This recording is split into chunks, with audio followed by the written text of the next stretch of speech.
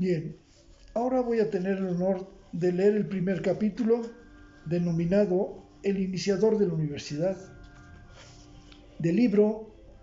La Real y Pontificia Universidad de México, 1536-1865, obra de Alberto María Carreño. Libro que fue publicado por el Departamento de Publicaciones de la Coordinación de Humanidades y del Instituto de Historia de la Universidad Nacional Autónoma de México. Vayamos al iniciador de la universidad. El emperador Carlos V de Alemania y I de España fue temporal huésped del convento del Abrojo, cerca de Valladolid, y sintióse tan fuertemente atraído por la personalidad del superior de aquella institución, Fray Juan de Zumárraga, que cuando tuvo que proveer de un obispo a México, propuso al Vaticano que nombrasen a ese religioso. Y no se equivocó en la elección. El franciscano, hombre de superior cultura, comenzó por adquirir los libros que constituyeron la primera biblioteca de la Nueva España, desde su primer viaje a México. Pero iba a realizar algo más. Iba a preocuparse tenazmente en la educación de los niños y las niñas indígenas. Iba a introducir el arte de imprimir en la metrópoli mexicana y en el Nuevo Mundo, e iba a iniciar la fundación de la universidad. Nicolás Rangel, en su prólogo a la crónica de la Real y Insigne Universidad de México de la Nueva España, por el bachiller don Cristóbal Bernardo de la Plaza y Jaén, que con tanto amor e interés cuidó de publicar, escribió: hasta hoy se ha querido asociar invariablemente al nombre del benemérito Mendoza, el primer virrey, don Antonio de Mendoza, el del obispo Zumárraga, ya en el establecimiento de la primera imprenta o ya en la fundación de la universidad. De la lectura de las cédulas reales insertas en el apéndice, y que más tarde comentaré, se sabe que aún antes de la expedición de la que creaba la universidad, el virrey abrió escuela de estudios superiores, nombró profesores idóneos y donó para su sostenimiento varias estancias de ganado, que eran de su propiedad. Fue, pues, a él a quien se debe la fundación de la Real y Pontificia Universidad de México. No con propósito de disminuir la gloria del ilustre virrey, alcanzada en diversos aspectos de su administración, sino con el de darle a cada quien lo que le corresponde. Se hace indispensable aclarar la verdad. Dice Rangel que no fue Zumárraga el introductor de la imprenta, pero el caso ha quedado tan claro y definitivamente resuelto en favor del obispo, que basta consultar lo escrito en nuestros días por los más insignes bibliógrafos, para no necesitar aquí de argumentaciones para confirmarlo. Hasta el inolvidable historiador mexicano de que Mendoza, aún antes de que se expidiera la cédula real creadora de la universidad, abrió escuela de estudios superiores, y esto es indispensable aclararlo. Dos colegios de estudios superiores hubo indiscutiblemente antes de la creación de la universidad: el de Tlatelolco, en la Ciudad de México, para indios, y el de Tiripitío, Michoacán, fundado aquel en 1566 y este en 1540, por Fray Alonso de la Veracruz. Aunque ya veremos que también los dominicos lo tuvieron, sin que haya sido mencionado de modo especial. Seguramente Rangel se refirió al primero, porque para él dejó Mendoza sus estancias. Pero el error de aquel se explica, porque cuando escribió no se conocía la cédula real expedida por la reina gobernadora en Valladolid a 3 de septiembre de 1536, que reconoce a Zumárraga como el fundador, aunque ya García Iscabalceta, uno de los más ilustres historiadores de la vida colonial, por lo que de tal cédula supo, hizo conocer al obispo como creador de aquel célebre colegio. Veamos ahora su indiscutible iniciativa para la creación de la universidad. El pontífice Paulo III convocó un concilio que debió celebrarse en Mantua en 23 de mayo de 1537. Zumárraga, que no podía asistir a ese concilio, nombró como procuradores suyos, no solo ante la reunión de obispos, sino ante el emperador Carlos V, al cardenal don Francisco de Quiñones, a don Sebastián Ramírez de Fuenleal, obispo de Santo Domingo y presidente de la Segunda Audiencia de México,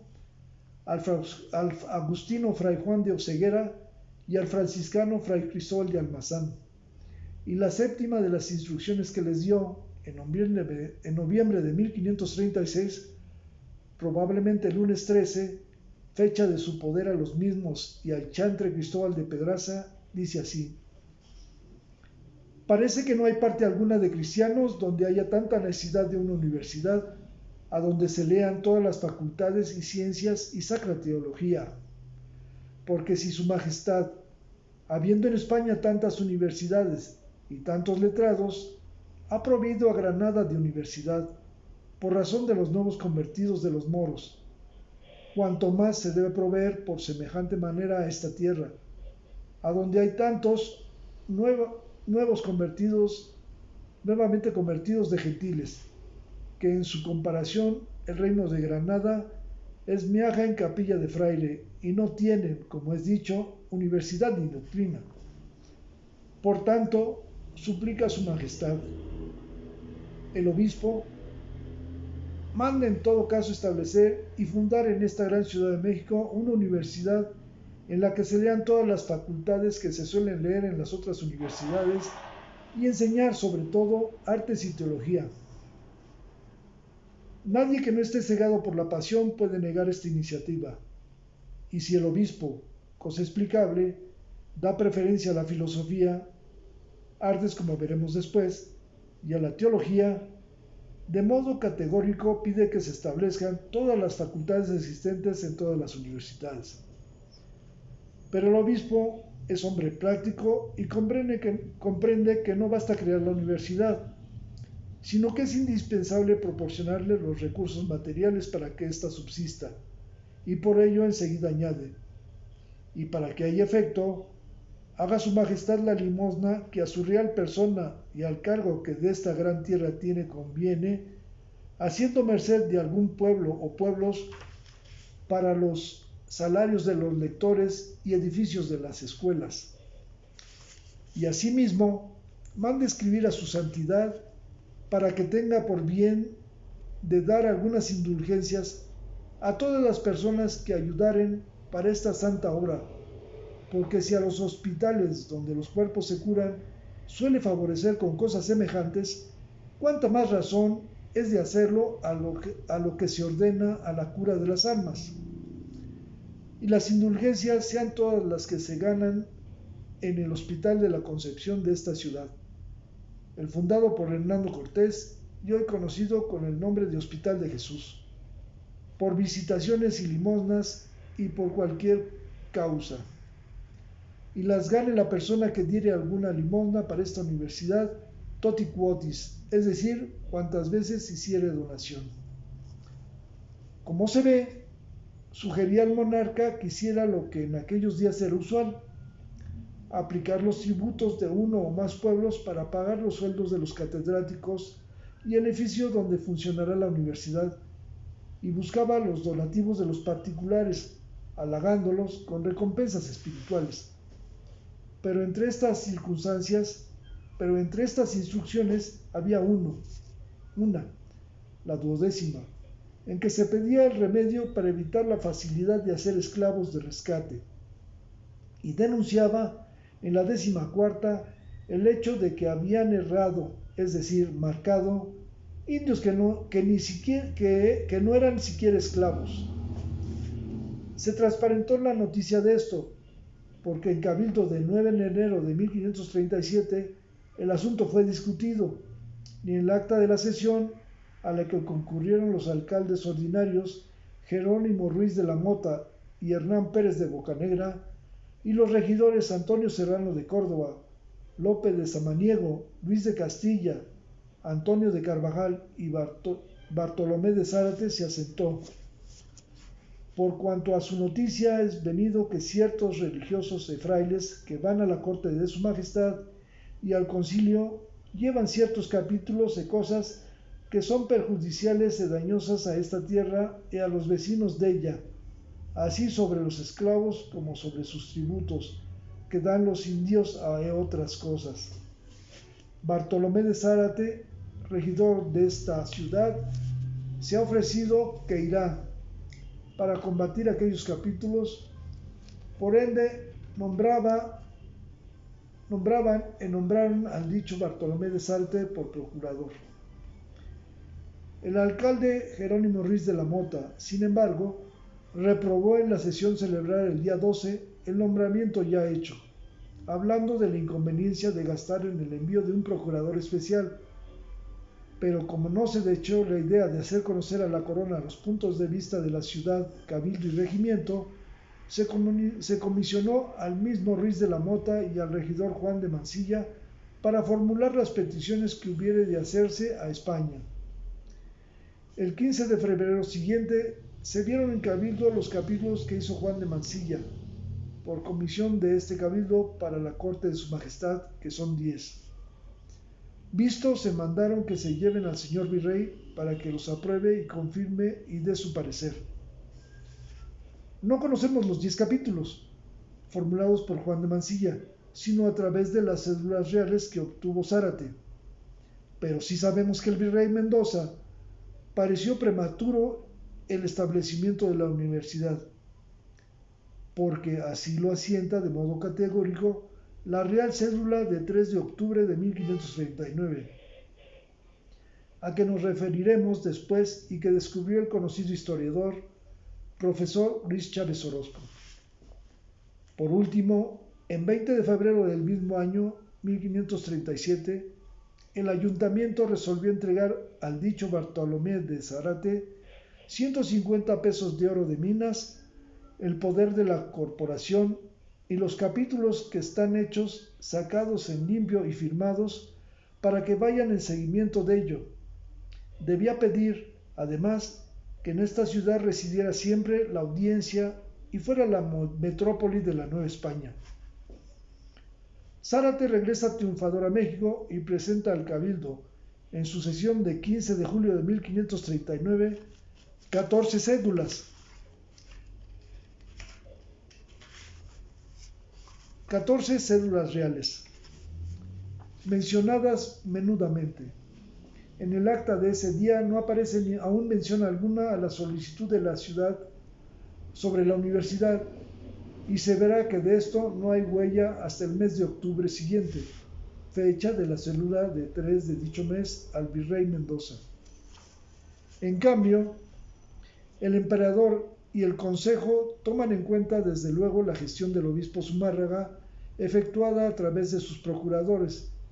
y hacen lo que por regla general así hace en casos trascendentales. Solicitan el juicio del virrey. A ello tendió la cédula real dirigida a Mendoza por la reina gobernadora desde Valladolid en 26 de febrero de 1538, en que le dijo: ahora, por parte del obispo de México me ha sido hecha relación que le parece que convendría mandásemos fundar en dicha Ciudad de México una universidad en la que se lean todas las facultades que suelen leer y enseñar en las otras universidades, especialmente artes y teología, haciendo limosna de un pueblo o dos para los salarios de los lectores y edificios de las escuelas. Probablemente el virrey Mendoza nada contestó, porque en una sobrecédula del 21 de febrero de 1539, es decir, un año después, se reprodujo la cédula del año anterior, solicitando de nuevo la opinión de aquel, y acaso fue desfavorable a juzgar por cierta frase contenida en una tercera cédula, provocada ya por las gestiones del Ayuntamiento de México a través de Bartolomé de Zárate, respecto de 10 capítulos, según se ha visto antes, aunque no se le menciona en ella como en las otras que trajo consigo.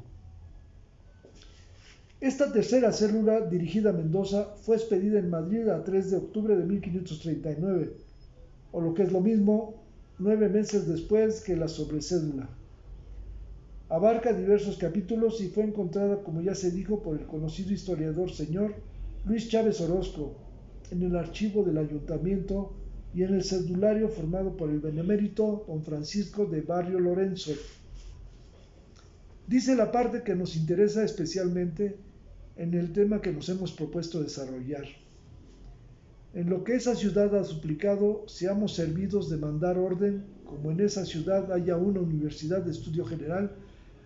donde los hijos de españoles y los de naturales aprendan, porque es muy necesario, y que para la sustentación de ello nos le dotemos, y a vos os parece que sería conveniente cosa que nos mandásemos que se hiciese una universidad, como la que pide la ciudad, donde se leyese artes y teología, porque con esto se excusaría de enviar a estos reinos los españoles a sus hijos y el riesgo de sus vidas, de la Veracruz y del mar, así de la ida como de la venida, y además de esto olvidarían la lengua, que es más necesaria. Y aunque hasta ahora era vuestro parecer que no lo hubiese tan presto, visto que haya muchos hijos de españoles muy buenos gramáticos, y lo mismo de los indios del colegio de Santa Cruz de Tlatelolco, y que en los monasterios hay razonable copia de novicios que se les pierden por falta de no haber quien los enseñe, os parece que lo debemos proveer desde luego. Acá se ha platicado en ello. Parece que nos debiésemos proveer con los indios de esa ciudad y con los comarcanos que hagan un buen edificio para que se lean las dichas artes y teología, y que de las canonjías y dignidades que están suprimidas en esa iglesia de México, que los días pasados el obispo y cabildo de ella nos envió a suplicar que mandásemos proveerlas, por haber ya frutos en que pudiesen entrar, se podía proveer 2 o 3 personas que leyesen artes y teología, que con lo que de dichas prebendas hubiese, con que no les mandásemos hacer merced de nuestra hacienda, según la calidad de las personas, juntaros heis con el obispo, y si os concordares en esto, nos avisad para que enviemos las personas que para esto conviene. La cédula anterior hace ver que si bien don Antonio de Mendoza no desaprobaba la idea del establecimiento de la universidad, le había parecido prematuro y así lo había hecho conocer a la corona, aunque ahora, en fines de 1539, había mudado de opinión y ya pedía, desde luego, se proveyera favorablemente sobre el caso. Al conocer esta cédula, el señor Chávez Orozco hizo hincapié acerca de que tal disposición sobre la universidad fue mencionada, aunque vagamente, por Herrera, en el libro Décadas 6, libro 7, capítulo 6. Pero, en rigor, el célebre colonista hispano confundió a los procuradores de Zumárraga con fray Bartolomé de las Casas y fray Rodrigo de Andrada, y nosotros sabemos que tales procuradores fueron, además del cardenal Quiñones y el obispo Ramírez de Fuenleal, especialmente encaminados al concilio de Mantua, los religiosos fray Juan de Oseguera y fray Cristóbal de Almazán, como ya se dijo. Y nótese bien, no solamente la cédula de febrero de 1538 y la sobrecédula de febrero de 1539 se refieren de manera especial y clara a la gestión del obispo, sino que en la tercera cédula se ordena al virrey: juntaros heis con el obispo, y si os concordares en esto, nos avisad. Es decir, que aunque tomada cuenta de la petición de la ciudad o ayuntamiento, formulada 4 meses después que la de Zumárraga, el virrey debía discutir el punto con éste, no solo, es claro, porque se trataba fundamentalmente de la enseñanza de artes o filosofía y de teología, sino porque había sido el iniciador. ¿Cómo explicar entonces la categórica negativa de Nicolás Rangel? De 2 maneras. No conoció las instrucciones de Zumárraga a sus apoderados o procuradores, a pesar de que el padre Mariano Cuevas las publicó desde 1914, o temió que mencionar la intervención de un obispo en la fundación de la universidad impidiera que las autoridades gubernamentales autorizaran que se imprimieran oficialmente la crónica universitaria, dadas las condiciones políticas de México en los días en que salió de las prensas la meritísima obra del bachiller Cristóbal Bernardo de la Plaza y Jaén. Las pasiones en contra de la Iglesia Católica eran demasiado violentas. El historiador, absolutamente imparcial, está obligado a declarar, en vista de los documentos oficiales transcritos, que el iniciador de la creación de la universidad fue el primer obispo y arzobispo de México, don Fray Juan de Zumárraga.